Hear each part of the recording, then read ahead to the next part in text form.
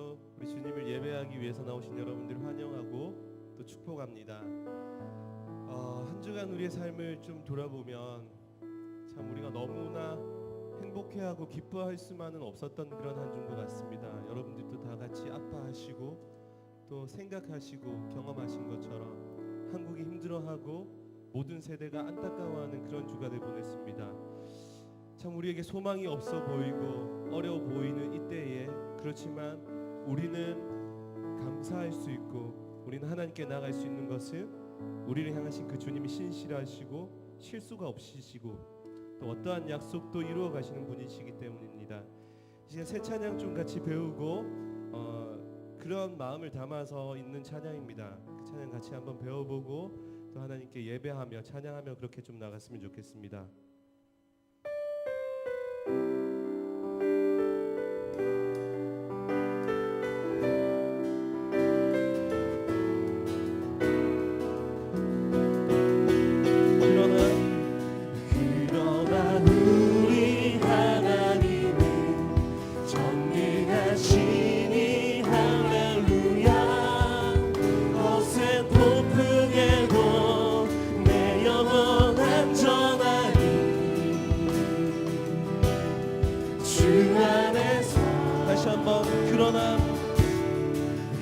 그러나 우리 하나님은 전능하시니 할렐루야. 거센 폭풍에도 내 영혼 안전하니 주 안에서 여전히 우리 하나님은 신실하시니 어떤 상황에도 그 약속을 이루시니 주 안에서 다시 한번 그러나 우리 하나님은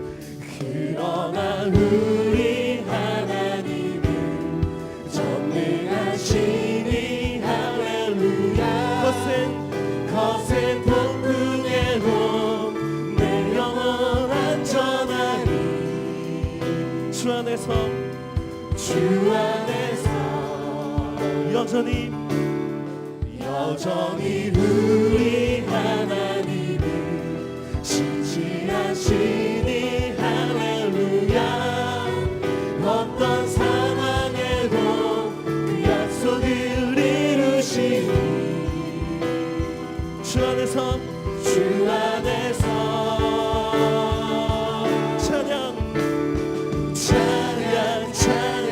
주 찬양하라 노래하라 온 세상에 주를 향한 찬양이 가득하도록 존귀 오 주의 이름 선포하라 온 세상에 주의 빛나 영광이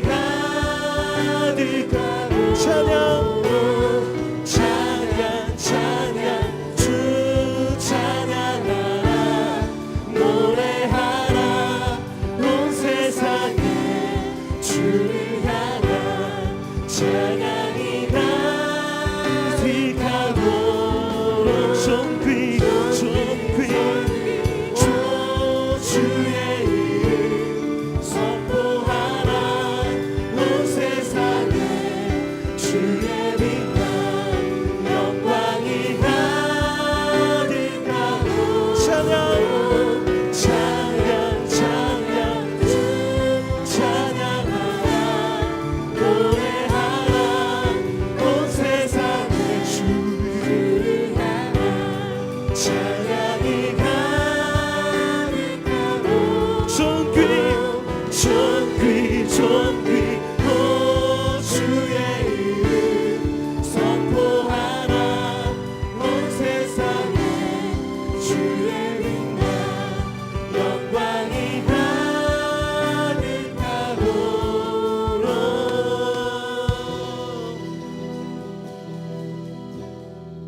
아멘. 우리 하나님은 어떤 상황에도 그 약속을 이루어 가시고 우리를 붙잡아 주시는 그 신실하신 주님이십니다. 우리 시간 다 함께 일어나셔서 그 하나님, 우리 어떤 상황에도 우리를 바라보시고 인도하시는 그 하나님을 다시 한번 찬양하고 나가겠습니다.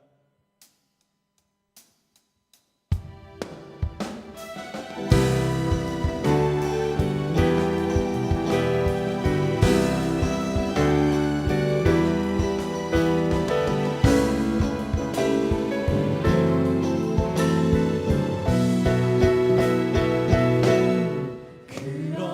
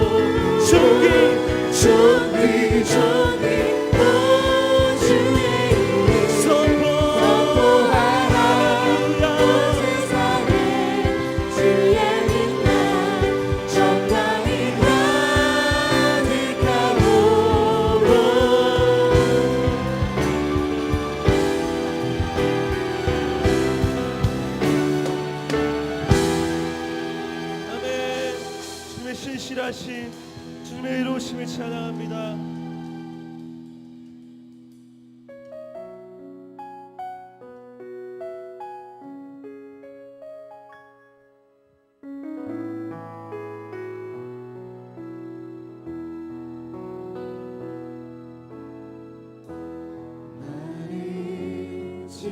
지신 주님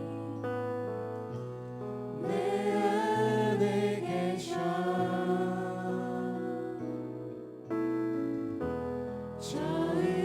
처음부터 내 삶은 주의 손에 있었죠. 나를 지으신 지으신 주님 내 안에 계셔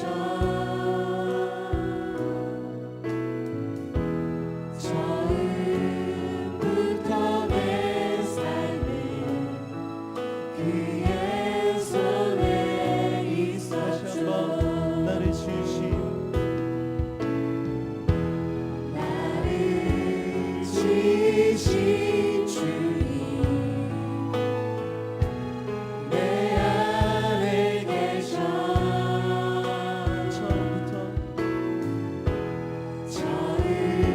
처음부터 내 삶은 그의 손에 있었죠. 내 일을 아시죠. 내 모든 생각도 내 흐르는 눈물 그다 닦아주셨죠. 그는 내 아버지 그는 내 아버지 난 그의 소유 난 그의 소유 내가 어딜 가든지 내가 어딜 가든지 날 떠나지 않죠. 아멘. 내 일을 아시죠. 내 모든 생각도 다 바라보니 그가 들으시죠. 내 일을 아시죠. 내 일을 아시죠. 내 모든 생각도 내 모든 생각도 바라보니 그가 들으시죠.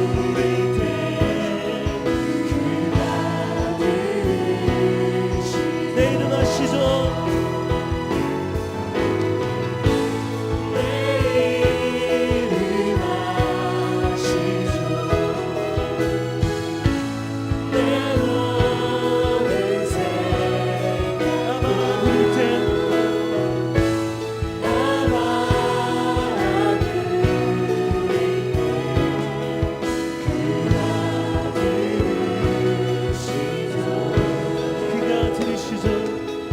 그가 들으시죠.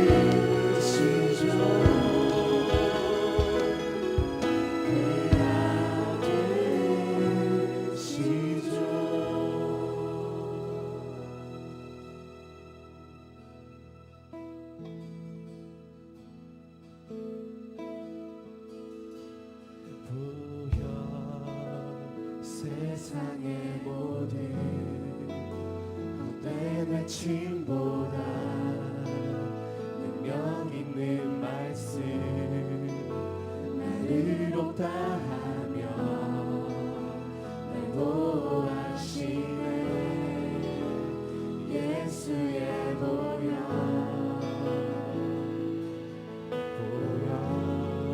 보혈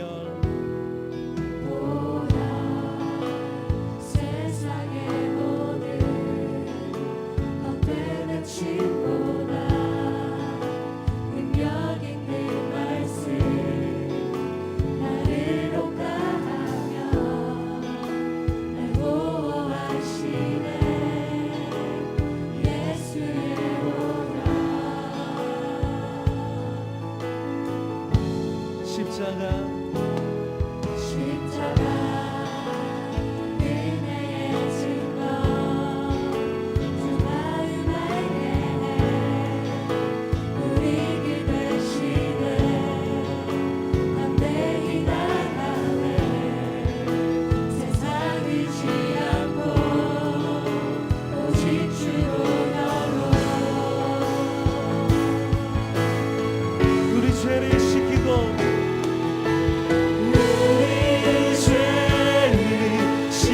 느끼고 다시 온전케 하는 예수 피밖에 예수의 피밖에 없네. 우리 정결케 우리 정결케 한 친구들에게 하시는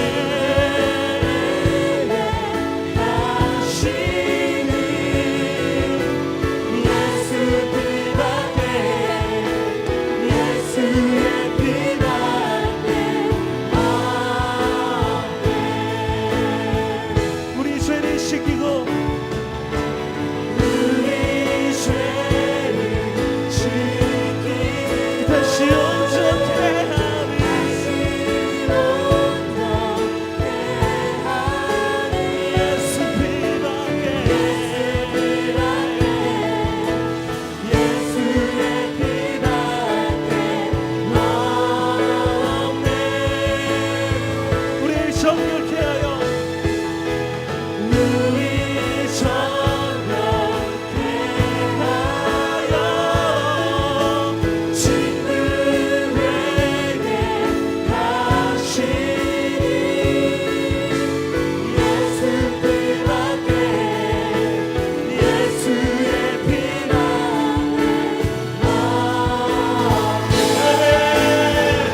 주여 주의 보혈 능력이 있노라. 주의 피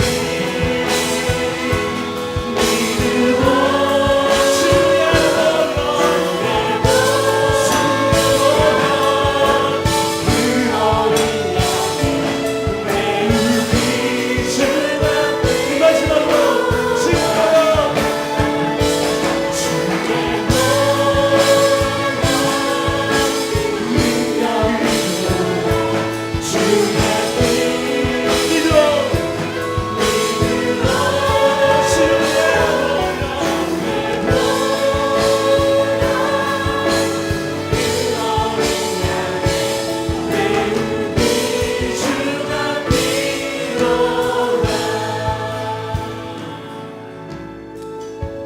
그렇습니다. 우리 시간 예배하기 전에 자리에 앉아서 같이 한번 기도하겠습니다.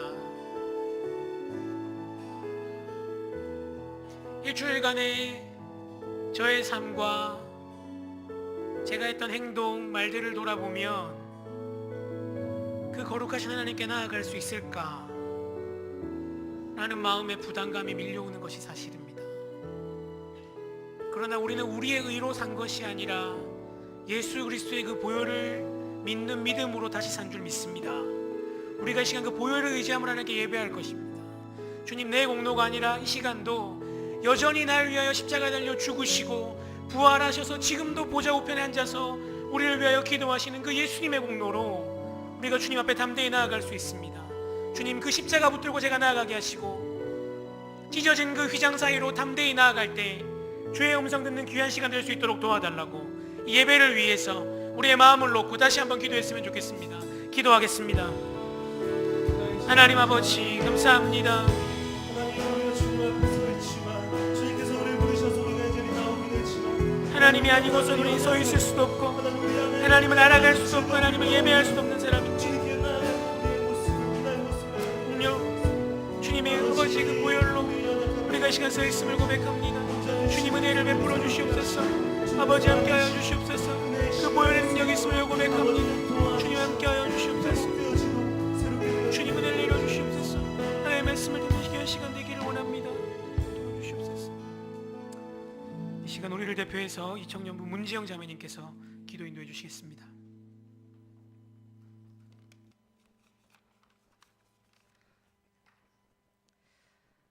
하나님, 그렇습니다. 주님의 십자가의 능력을 믿고 주님을 신뢰하는 우리의 마음이 정말 절실히 필요한 때입니다. 주님, 주위를 둘러보며 너무나 안타까운 소식들 뿐이고 그것들을 두고 목소리를 높이는 사람들의 모습들을 봅니다. 하나님, 우리는 어떻게 해야 하는지, 무엇을 해야 하는지 그렇게 질문하고 원망하는 우리지만 주님, 이제는 우리의 입술에서 그 말을 떠나게 하시고 믿지 않는 자들처럼 목소리를 높이는 것이 아니라 더 눈물로 기도하고 말보다 행동으로 도우며 움직이는 우리가 되게 하여 주십시오. 상황을 보고 힘들어만 하는 것이 아니라 그럼에도 불구하고 하나님을 신뢰하는 마음을 키워갈 수 있게 하시고 한 진정한 예배를 통하여서 우리부터 변화되어 다른 이들을 위로하고 세상을 통해 세상을 향하여서 그런 선의의 빛을 밝힐 수 있는 우리가 되게 도와주십시오. 지금 나라의 상황뿐만 아니라 우리 개개인의 삶에도 간섭하여 주셔서 우리가 살아가는 순간순간 주님의 살아계심을 경험하기를 정말 사모합니다. 내 삶에 주님 없음이 얼마나 치명적인 것인지 또한 알게 해주시고 하나님의 목마르고 주님과 교제하기를 힘쓰는 우리가 되기를 소원합니다. 예배하고 교제 나누며 마음먹은 모든 것들 교회 밖에서도 동일하게 적용시키고 살기를 원하며 혹 우리 안에 교회 안에 나의 모습과 교회 밖의 나의 모습이 다른 자들이 있다면 지금 그 거리를 조금씩 좁혀감으로 인하여서 정말 진정한 그리스도인이 되기를 소원합니다. 주님, 예배를 시작합니다. 예배를 통하여서 우리가 주님을 조금이라도 더 알아가기를 원하고 또한 더 닮아가기를 원합니다. 말씀을 전하시는 목사님 주님께서 강건히 붙들어 주시고 이 모든 것 우리의 예배의 주인이 되어 주시는 예수님 이름으로 기도드렸습니다. 아멘.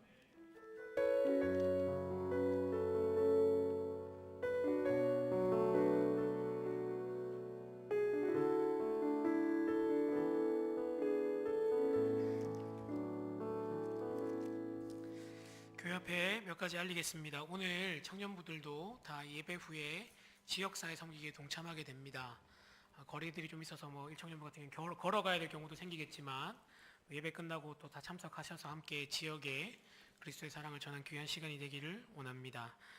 다음 주일은 어린이 주일입니다. 특별히 이제 차량을 가지고 계신 청년분들 다음 주에는 교회 주차가 안 되니까 대중교통을 이용해 주시고 다음 주 한 주만 다음 세대를 위해서 어린이 주일이니까 꼭 기억하셔서 동참해 주시면 좋겠습니다. 5월 3일 토요일부터 다음 주 화요일까지 청년 2부가 단기 선교를 떠나게 됩니다. 일본 오사카로 떠나게 되고요. 여러 가지 사역들을 하게 되는데 한 공동체인 우리가 함께 계속해서 기도하시고 그렇게 또 마음과 물질로 또 이렇게 후원하는 귀한 시간들 가졌으면 좋겠습니다. 큐티책 생명의 삶 5호로가 1층 사무실에서 판매되고 있고요. 이제 데이트 결혼 코칭 세미나가 있습니다. 여기 계신 분들 대부분이 필요한 줄 압니다.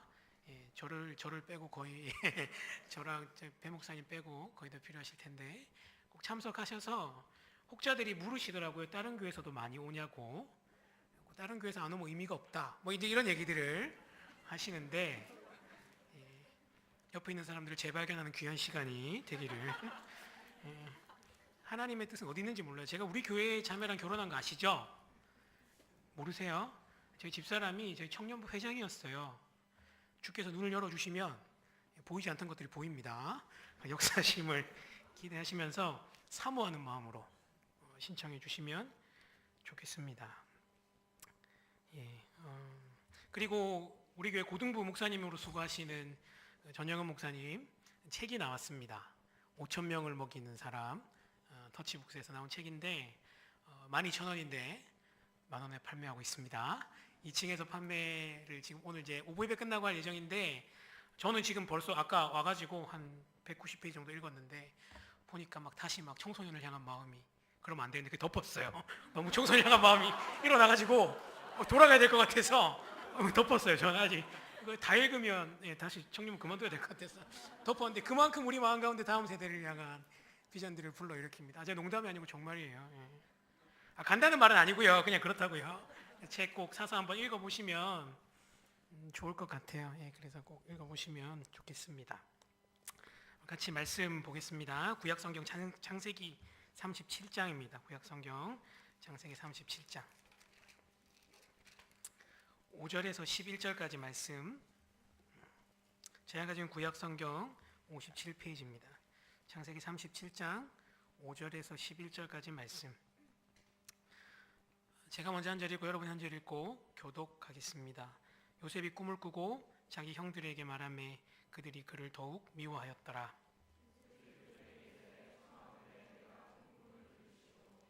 우리가 밭에서 곡식단을 묶더니 내 단은 일어서고 당신들의 단은 내 단을 둘러서서 절하더이다.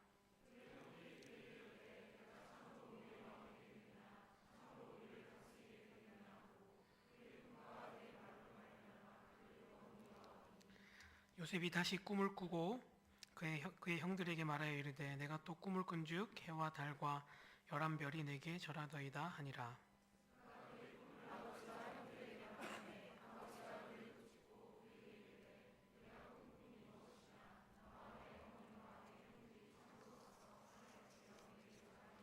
함께 읽겠습니다.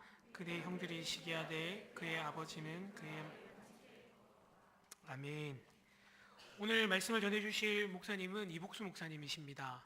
이전에 고신대 부총장으로 섬기시다가 지금은 부산 외대 교목 목사님으로 섬기고 계십니다. 오늘 특별히 또 교회에 오셔서 설교해 주실 텐데요. 꿈의 사람 요셉이란 제목으로 설교하실 때 많은 은혜 받으시기를 바랍니다. 목사님 나오실 때 허전하지 않도록 할렐루야 이렇게 외치면서 목사님 연습 한번 해볼까요? 시작.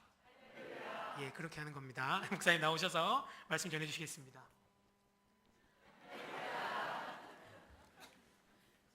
반갑습니다. 네. 예, 저는 어렸을 때 꿈에 뭘 주스면 다음 날 낮에 꿈에 주셨던 그곳에 가보았습니다. 몇 번 그래봤는데 꿈은 꿈입니다. 가봐도 없습니다. 혹시 저만 그랬어요? 여러분 중에서 혹시 꿈에 어느 거리에 가서 뭘 줬고 그 다음날 그곳에 가본 분이 있습니까? 아무도 없네. 내 혼자만 그랬네. 예, 꿈 얘기가 나왔기 때문에 좀 특이한 꿈, 제가 꾼 꿈 중에 아주 특이한 것, 그래서 기록까지 해두었던 꿈입니다. 1984년 6월 어느 날에 있었어요. 꿈에 제가 죽었어요. 그래서 내 몸에서 내 영혼이 이렇게 떠나 나와가지고 누워있는 내 그 시신이겠죠. 본 거예요. 정말 참 꿈치고는 좀 특이한 꿈이죠. 사실은 제가 그 꿈을 꾼 뒤에 잠시 기도하고 자고 그 이상 본 적은 없습니다. 그 이상은 본 적이 없습니다. 그런데 지금도 제 속에 하나의 의문은 그게 그냥 꿈이었을까? 아니면 정말 잠깐이라도 제가 죽었던가? 그건 지금도 저는 모릅니다. 그런데 단지 지금 내가 하나 생각하는 것은 이거는 생각을 합니다. 사람이 죽을 때이면 이 호흡은 좀 답답하고 갑갑하고 뭐 이렇게 힘들지 몰라도 영혼은 몸에서 아주 상쾌하게 떠나서 하나님 나라에 가는 게 아닌가. 그 꿈을 꾼 뒤에 내 나름대로 늘 그렇게 생각을 하고 있는 것은 사실입니다. 혹 우리 신자들 중에 밤에 자면서 꾸었던 꿈을 아주 대단하게 아주 중요하게 여기는 사람들이 있는 것 같은데 저는 그렇지는 않습니다. 우리가 자면서 꾸는 꿈은 성경에 기록되어 있는 꿈만큼 중요한 건 아닙니다. 알겠습니까? 저도 꿈을 간혹 꾸지만 성경에 기록되어 있는 꿈만큼 제가 중요하게는 안 여깁니다. 왜냐하면 성경에 기록된 꿈은 그게 하나님의 계시가 되기 때문에. 그런데 저와 여러분이 꾼 꿈이 그 성경에 기록될 수 있어요? 없잖아요. 그러니까 그런 비중을 둘 필요는 없다고 저는 생각을 합니다. 그래서 만일에 제가 꿈에 어떤 나쁜 일을 하는 꿈을 꿨다. 조심하면서 살아야 되겠다.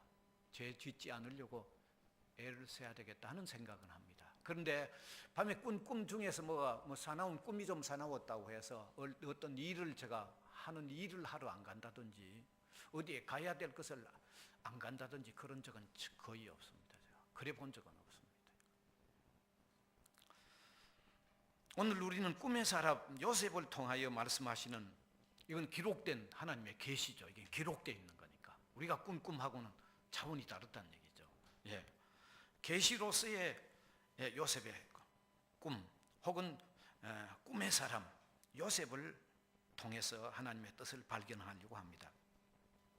사실 요셉은 꿈의 사람이었고 또 꿈을 성취시켜서 하나님께 영광을 엄청나게 돌려드린 그런 사람이었죠. 그러다 보니까 많은 사람들, 많은 신앙의 사람들이 요셉에 대해서 상당히 관심이 많습니다. 맥킨토시라고 하는 신학자는 창세기 37장을 강의하면서 이렇게 얘기합니다. 구약 성경에서 예수님을 가장 완벽하게 잘 묘사해 준 모형이 요셉이다, 그렇게 얘기하고, 또 우리 한국의 이약신 목사님이라고 고신에서 아주 과거에 유명했던 그 목사님이죠. 그분은 죽으면서 임종시에 이런 말을 했습니다. 내가 죽으면 요셉은 반드시 만나보고 그 요셉의 성공 비결을 제가 물어보고 싶다고 하면서 세상을 떠났어요.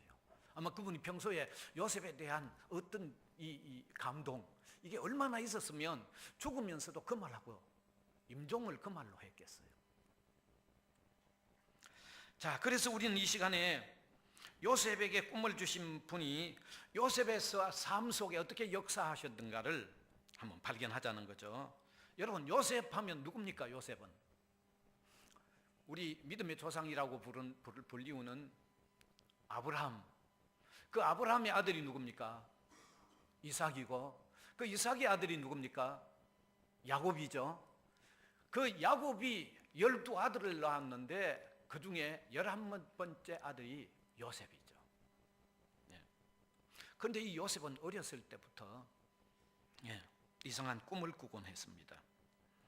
그 대표적인 꿈 중에 2개가 여기 기록이 되어 있는데, 하나는 형님들과 함께 밭에서 곡식단을 메고 있는데, 묶고 있는데, 자기가 메는 곡식단이 이렇게 서는 거죠.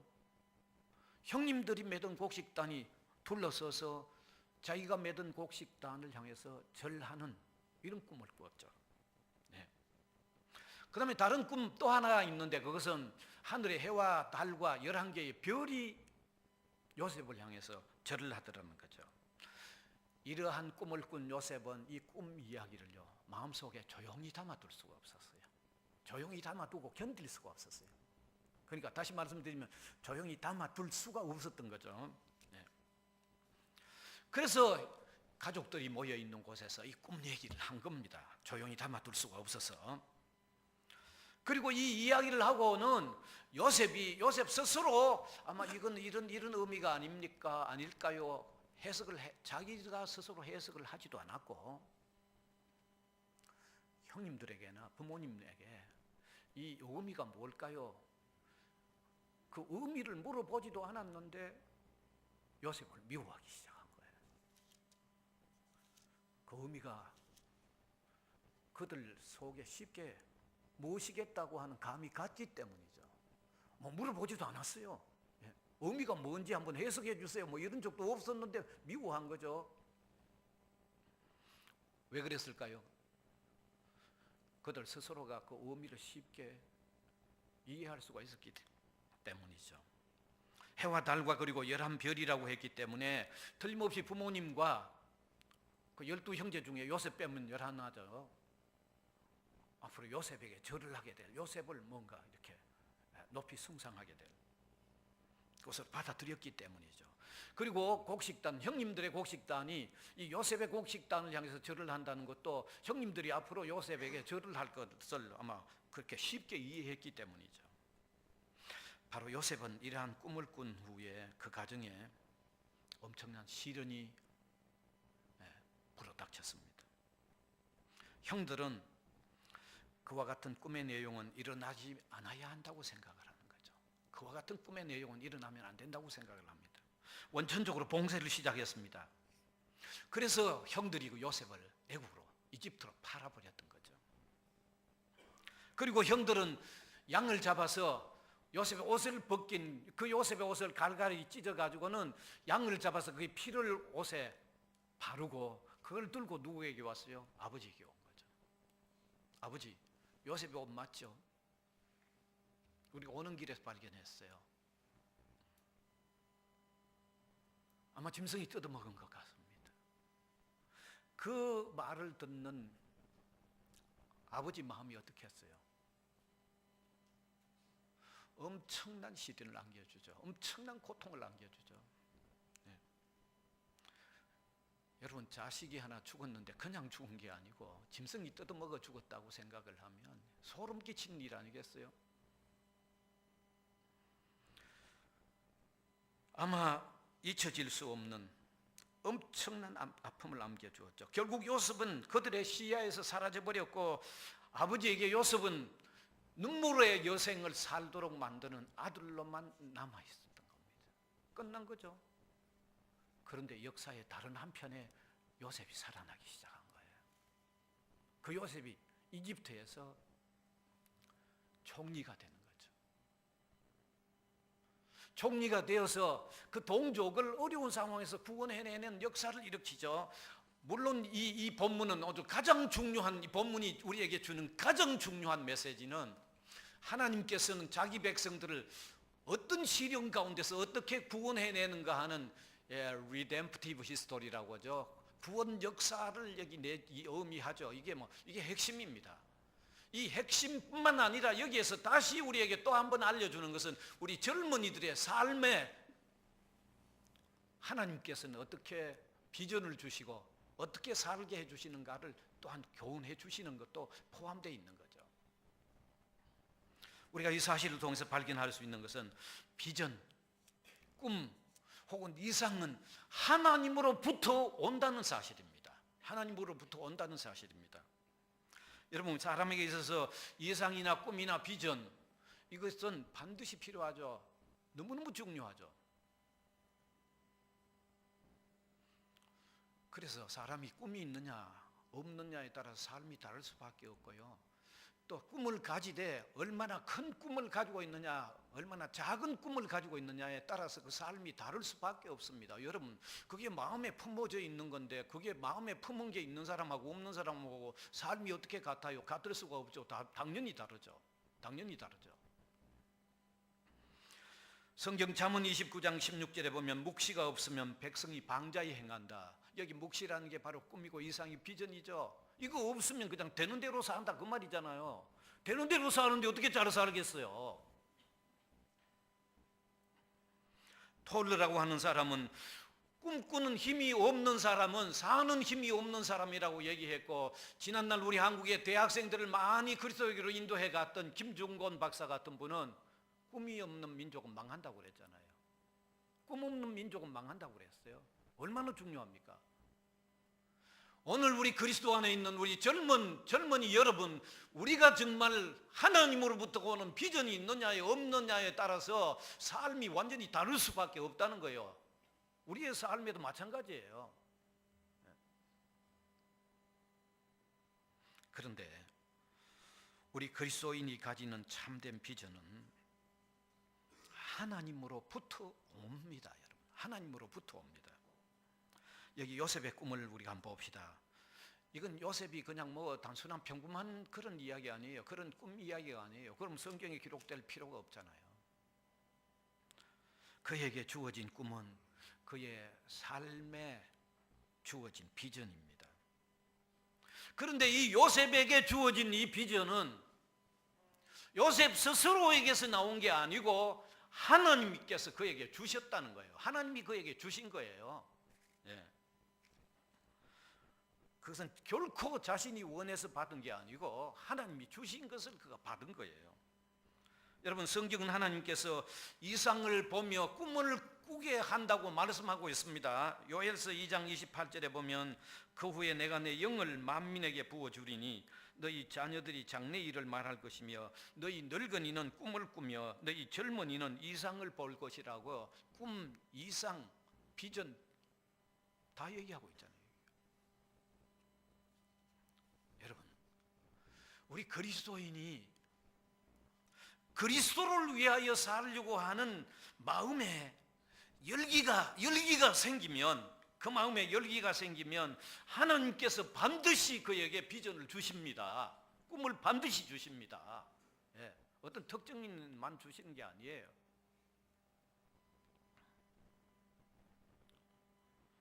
바울은 빌립보서 2장 13절에 하나님이 성도의 마음속에 선한 소원을 주시고 그것을 행하게 하신다고 말씀하고 있습니다. 여러분, 성경이 중요하죠. 빌립보서 2장 13절에 너희 안에 행하시는 이는 하나님이시니 자기의 기쁘신 뜻을 위하여 너희에게 소원을 두고 행하게 하시나니, 하나님이 우리 마음속에 소원을 두고 행하게 하신다. 이게 바로 비전이고 이게 바로 꿈이고 이게 이상이잖아요. 이게.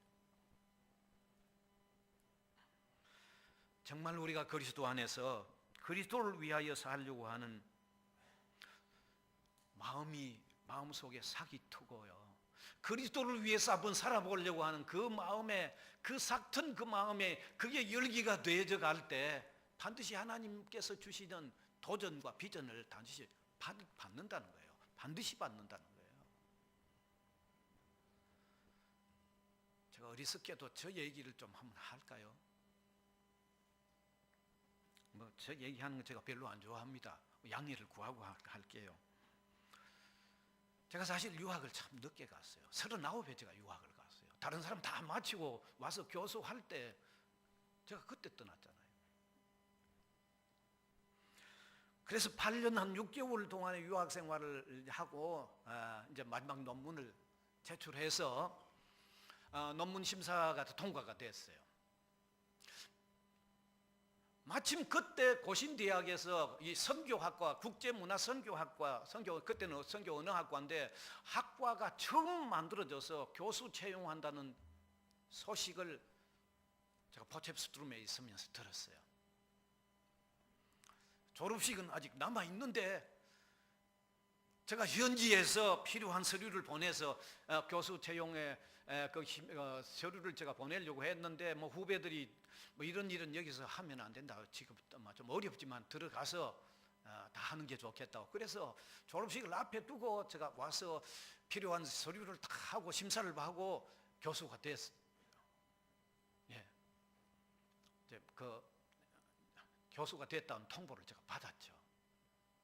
그리고 다시 9월 14일에 있었던 졸업식을 참석하기 위해서 나갔다가 16일에 교수가 됐는데 9월 한 주간 이미 강의를 못했잖아요. 9월달에 시작하면 급히 와야 되기 때문에 아주 급히 왔습니다.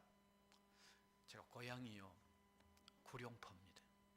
혹시 구룡포 아시는 분 있는지 모르겠네요. 구룡포 모르시면 과메기는 알죠. 과메기가 아주 유명한 곳입니다. 포항시 구룡포읍인데 과메기가 포항공항에, 서울에서 국내선을 타고 포항공항에 딱 왔는데 저 형제들이요 하와이의 하와이 꽃 목걸이를 준비하고 카프레이드를 준비해 놨더라고요. 아이고 참네, 참 창피하게 참. 그래서 그 차를 타고 이제 구룡포에 쭉 들어가는데요. 그 구룡포 대거리에 교회 앞에서 큰 현수막을 걸어놨는데 와 참 이거 내 부끄러워서 말하려고 이렇게 적어놨더라고요.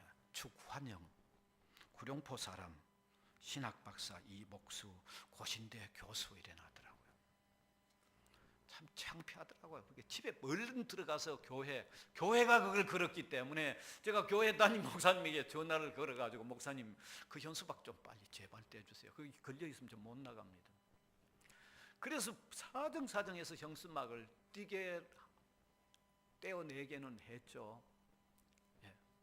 그런데 왜 그걸 달았는지 떼내기는 하면서도 제가 왜 달았는지는 이해를 합니다. 제가요. 왜? 구룡포에는 그런 달 일이 별로 없습니다. 알겠어요?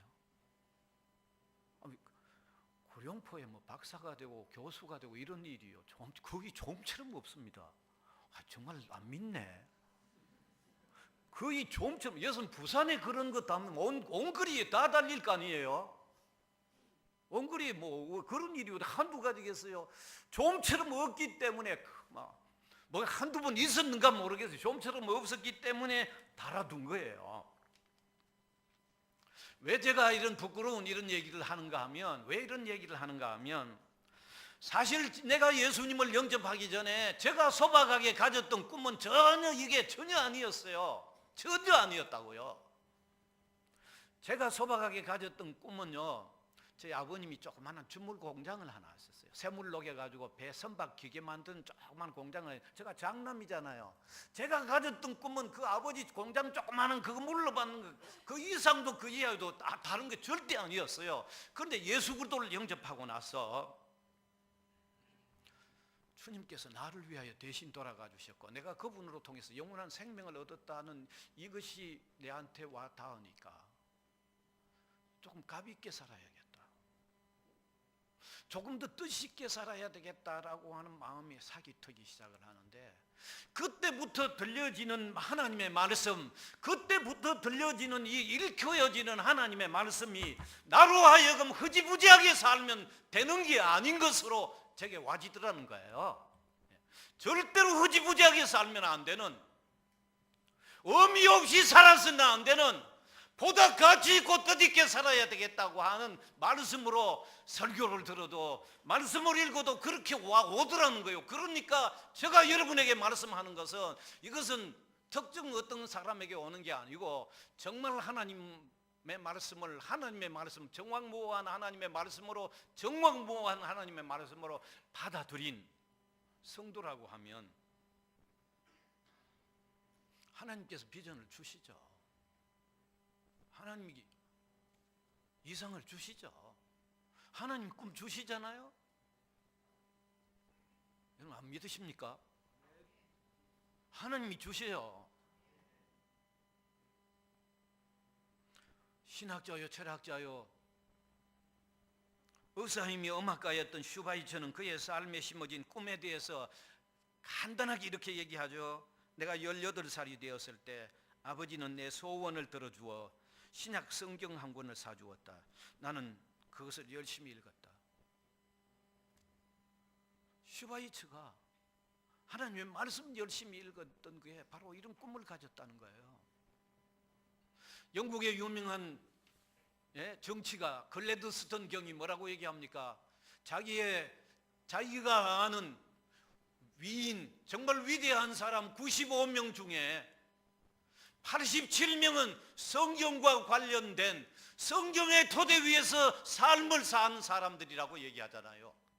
여러분, 자기가 아는 95명의 위대한 사람 중에 87명이 성경과 관련이 있다는 거예요. 성경 위에 그들의 삶을 세워갔다는 거예요.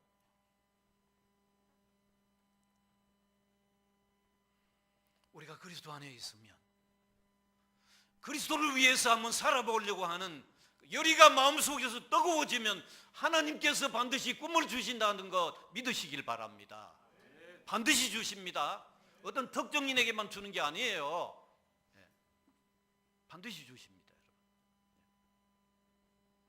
그다음에 두 번째로, 하나님이 꿈을 성취시켜 나가신다는 사실입니다. 요셉의 꿈은 철저히 차단됐습니다.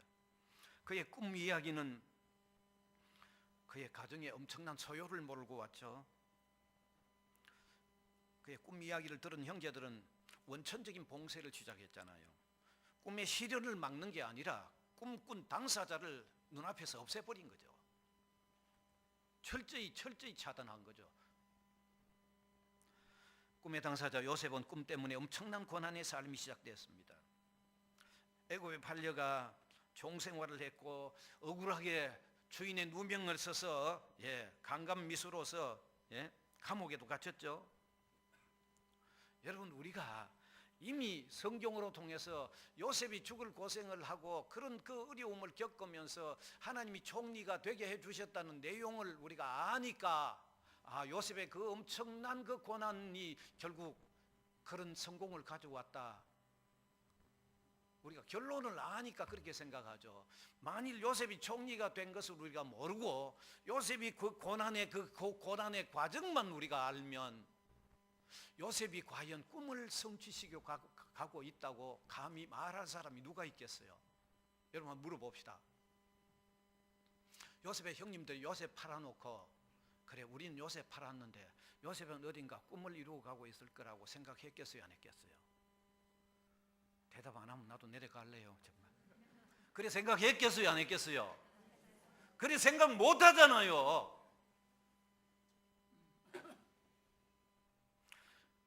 여러분, 요셉이 종생활했던 그 보디바 시위대장 보디바가 요셉을 감옥 안에 집어넣고 자기가 어떤 안락의자에 앉아서 나는 요셉을 감옥에 넣었지만 요셉은 그래 그 꿈을 이루고 가고 있을 거다 생각했겠어요? 못 했겠어요? 생각한 것처럼 다 앉아 계시 참나. 어떻게 그 생각할 수 있겠어요? 요셉하고 함께 감옥에 갇혀 있는 동료들, 같이 있는 다른 죄수들, 그래 우리는 막 감옥에서 헛고생하고 있지만 요셉은 꿈 이루고 갈 거다고 같이 감옥 생활 같이 하는 동료들이 감히 그런 생각했겠어요? 아니 더 요셉 당사자인들, 내가 감옥에 있는데 여유롭게, 아주 여유롭게, 그래 나는 감옥에서 내 꿈 이루고 가고 있어, 그렇게 본인 스스로인들 그걸 여유롭게 그렇게 상상할 수 생각할 수 있었겠어요? 대답 안 하기로 작정하셨네. 정말 그걸 생각할 수 없잖아요. 그러나 하나님은 요셉의 꿈을 이루어가고 계신 거예요. 하나님은. 그러니까 하나님이 이루어 가신다고 제가 얘기할 수 있잖아요. 애굽의 역사를 좌지우지하면서 하나님이 이루어 가시는 거죠. 요셉이 감옥에 있을 때 떡 맡은 관원장, 술 맡은 관원장 두 사람이 잘못해서 요셉이 있는 감옥에 들어왔어요. 그들이 꿈을 요셉이 해석해 주는데 술 맡은 관원장은 복직이 되고 떡 맡은 관원장은 처형이 되죠. 이 술 맡은 관원장이 복직이 돼서 지내면서 요셉을 잊어가고 있을 때 하나님은 바로의 왕궁을 움직이잖아요. 왕이 꿈을 꾼 거죠. 왕이 꿈을. 그래서 누가 추천됐어요? 요셉이 추천돼서 요셉이 꿈을 해석해 주는 거죠. 그 꿈의 내용이 뭡니까? 엄청난 7년 동안의 대풍년이 있는 뒤에 7년 뒤에 7년의 대흉년이 있을 것을 요셉이 꿈을 해석해 주죠. 그러니까 바로가 그 꿈을 해석해 준 요셉을 애굽의 국무총리로 세워주는 거잖아요. 여러분, 하나님은 믿음으로 사는 성도에게 비전을 주실 뿐만 아니라 그것을 이루어 가십니다. 이루어 가시는 분도 하나님이에요. 하나님. 그래서 빌립보서 1장 6절에 너희 안에서 착한 일을 시작하시니가